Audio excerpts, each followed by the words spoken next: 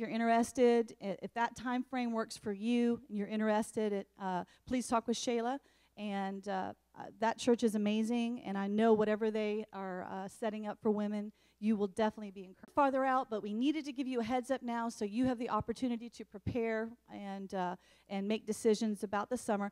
Our youth camp is coming up. We're super excited about the youth camp and the kids camp. Youth camp, we're going to go to Dallas for a camp called Youth for the Nations, and it's actually at the Christ for the Nations campus. The dates for that are June 17th through the 21st. Yes, they are. And the deposit is $75, and we need that up front to make sure that we can reserve a spot for you. And that would be anyone that is from 6th grade up to 12th grade. That is the youth camp. Kids camp, which is at Discovery Camp, which is Texas Bible Institute. We went there last year. We had a great time. The Spirit of God is at that place. Kids camp is June 7th through the 10th, and the price is $99. Again, if you want to talk to Shayla about that, she'll give you all the details. And then the other thing that is coming up, we haven't done this before, but Pipeline is having the honor of hosting a Heart of David night, which is a night of worship and prayer.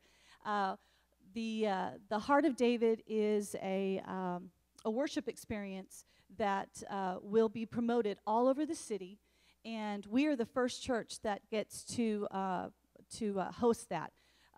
The Houston Worship Community is sponsoring this, I guess, and Cassie Smith is the worship leader that will be here with us. It's February 22nd. That's Sherry's birthday and my dad's birthday. It's 7 p.m. We would love for you to come and just be in the presence of the Lord. So you're welcome to come, and that's save that date, Heart of David, 7 p.m. here at Pipeline. Last but not least, so triumphant is our men, the Summit team. Thursday nights, faithful Thursday nights. Tuesday, what am I saying? I don't know why I have Thursday in my brain, but I do. Oh, well. Okay, let me erase that. Tuesday nights, 7 p.m., the Summit team, and you guys are still studying the Unique Woman? Okay, and if you have any questions about that, please talk to Bob and Mike or Rigel. So, wow, had a lot. Let's welcome Pastor Mike. So grateful for our pastor. Thanks, Karen. Very good. It's a long sheet of paper right there. All right. I have some extra pens. Did everyone get a Bumblebee pen? Does anyone want one that didn't get one? Woo! All right. Here you are. Give one to a friend. Jordan's wearing them out. All right. There you are. Enjoy. Don't eat them. They don't taste like honey, but they write like honey. All right. Awesome. I got 4 messages in one Sunday. I'm convinced there's 4 messages here. There's probably about 7 actually, but I don't know if it's wise for me to try and preach all 4 of them today. But I feel like I need to at least give the high points of it. My message today is entitled Woman with an Underline. I had the team in the back hooking me up with a slide so you could see that. Didn't want you to miss the underline. You know why they underline something? It's important. It's emphasized. It's a proper name of something. Now you guys are getting too technical for me. Angie's gone way over my pay grade. Woman. For those of you who haven't been with us, we've been on a bit of a journey together. Um, and there's no way that I can catch you up to speed, but a lot of our messages are online, so if you miss something, you can go back and look at that. As a leadership team serving, we're asking the Lord to open our eyes to process, the importance of process and structure. It's important for us to understand that God, He forms something before He fills something.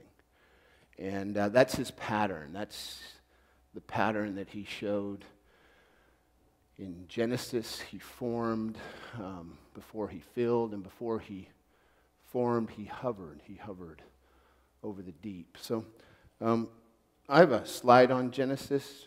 Oh, look at that. That's even more. Do you guys have that Genesis slide? It's like symmetry, creation. This is a snapshot, maybe. Forms and fills within Genesis. This is the pattern that God created. Often we get, I think, bogged down in a date about chronology and miss the significance of the symmetry that God is speaking to us in. Hebrew is a different language than Greek. By and large, we think with a Greek mindset. So we bring that Greek sensibility. I know we speak English, but if you look at the way that our culture developed, it's been heavily influenced by Greek philosophical thought. Okay, so our mindset, our view is not Hebrew. So when we go to Genesis, I think we kind of miss the whole point. And we get caught in arguments that really are outside of the scope of what we're capable of understanding. David said, "The boundaries have fallen for me in pleasant places." But we do think we're smarter than God. That's a Greek thing, I think. I don't know. It's a Hebrew thing. Let's be. It's a human thing. God is committed to bringing down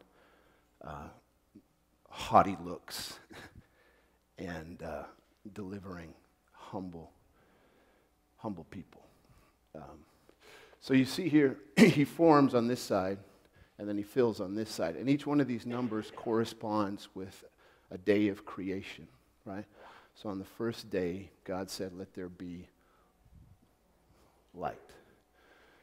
And there was light. I believe that light is the fabric of reality. When God says, "Forever your word is established in the heavens," when it says that in Psalm 119, it's the essence, it's the fabric, it's the substance. That light is not the sun and the moon per se,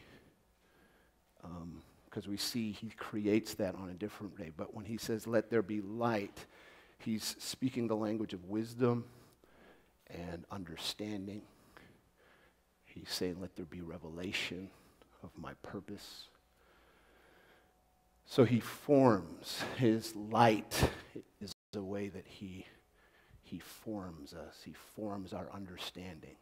We are to be, as men and women, containers of His wisdom, containers of His counsel. He actually invites us into His counsel to rule and reign with Him. There are seats for 24 elders around the throne of God. They're not just, believe it or not, they're not just there to spectate.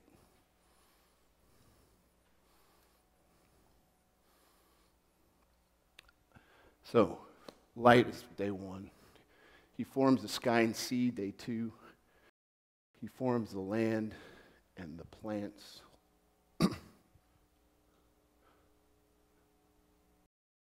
Three.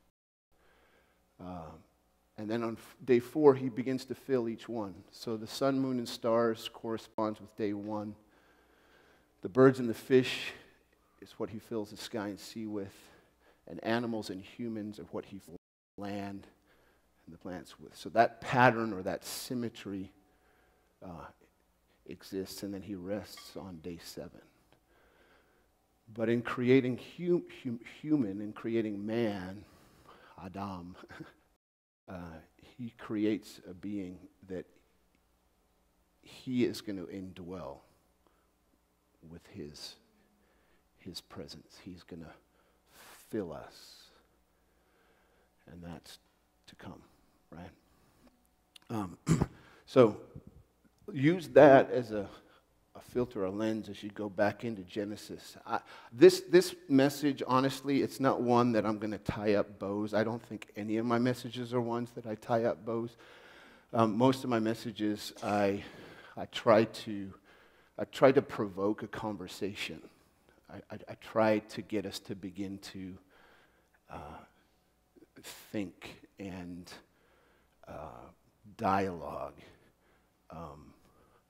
about the purposes and intents, the nature and the character of God. I believe Jesus, with his disciples, he would do that. He would speak in parables. The power of a parable is you throw it down alongside a situation, and it begins to provoke. You're throwing truth alongside an individual, and they have the ability to begin to think about it and contemplate it, and that truth begins to penetrate their heart, their thinking, their understanding. It's different than hitting a hammer with a nail. It's a little bit more subtle. There are times Jesus hits a hammer with a nail. But for the most part, when he's discipling people, he's wanting them to come to a revelation. Remember Peter? Who do you say that I am? And he said, you're the... And he goes, flesh and blood didn't feel that to you, but my Father did. Peter had been wrestling with the life of this man, with the parables and stories of this man, with the lifestyle of this man. And he had begun to put, those dots together. So this is going to be 20 sermons because I need to stay on track here.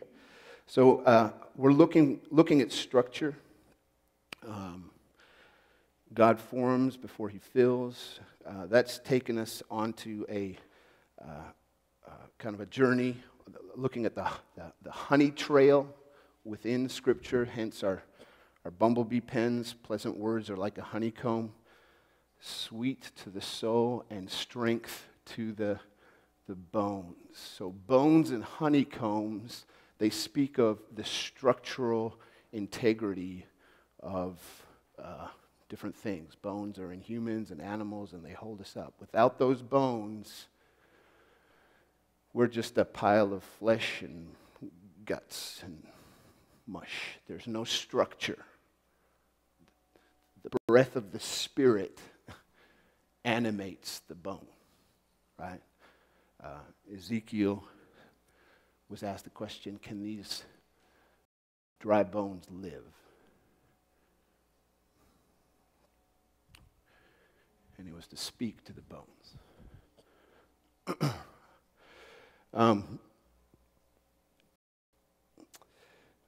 God creates Adam on the 6th day, and then after that, gives him a job.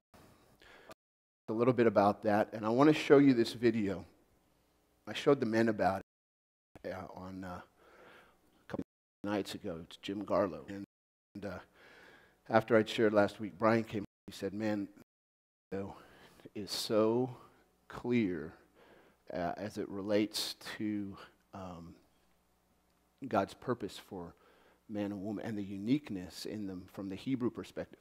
I tried to do it justice last week, but this is Jim Garlow we're talking about here, right? So I don't know if we can cue that up. Hopefully I got it to the right spot, but it's about 8 minutes. I want you to hear this conversation.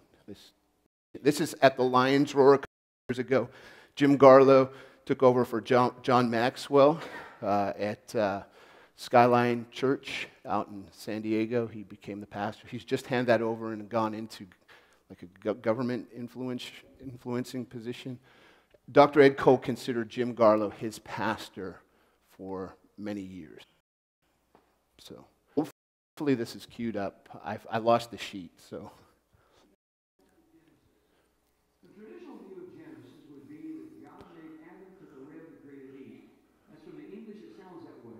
And that may be the right view, but I think the Hebrew text goes at a much stronger spiritual import and impact than the English text does. What I'm going to share with you, if you have an English text like an NIV, you'll see footnotes with these various Hebrew words I'm about to describe to you right now. When God created humankind, don't think of Adam, capital A. Think of Adam, small a. So God created, and the word there in the Hebrew is not Adam, the male. The word in the Hebrew is small a. God created Adam, which really means humankind. So whatever this entity was, he created humankind. Now let me pose a question. It says we're made in the image of God. Is God a male or a female? God is neither. In fact, the writers are a little puzzled how to define him because they'll say some places, okay, God's masculine, he's strong, he's mighty like a mountain. Other places, in like Deuteronomy or Isaiah or Psalms, it'll use distinct feminine terms to describe God because God is God. And in fact, if you could define God, he'd no longer be God. Part of the definition of God is you can't define him. And so they're trying to define him, or describe him at least as best they can.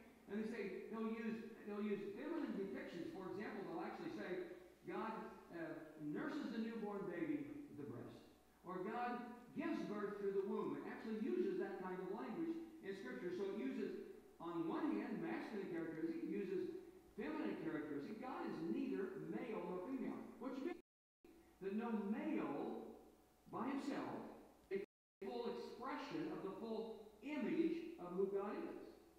No female by herself is a full expression of the full spectrum of who God is. So having said that, even the name El Shaddai, Genesis 17,